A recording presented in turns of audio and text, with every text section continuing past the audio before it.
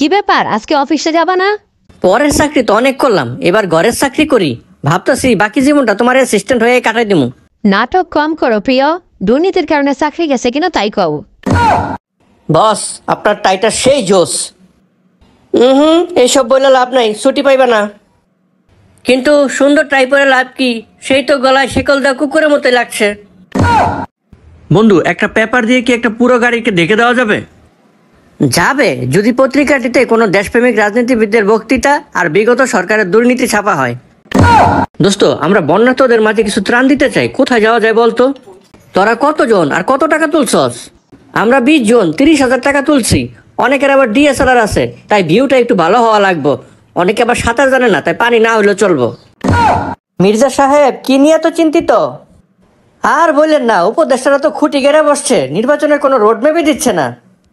একটু ধৈর্য ধরেন, রোড ম্যাপ দিব কেমনে? রোড তো সব বন্যার পানির নিচে, পানি শুকাক তখন আপনারা ম্যাপ দিয়ে দিব।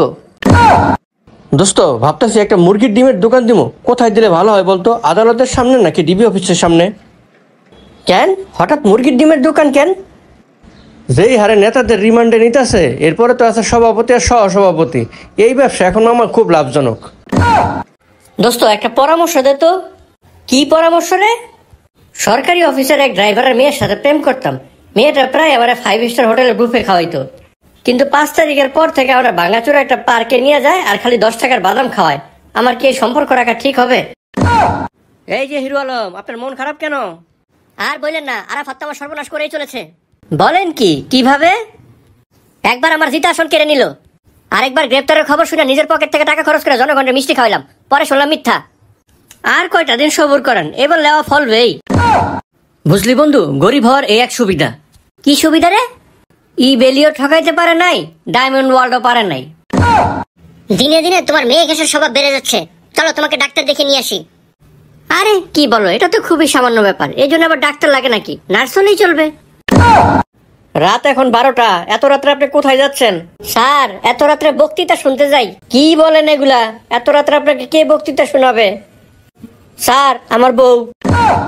আপনার ছেলে মেয়ে কতজন? 4 জন। বাবা, খুব ভালো। কি করে?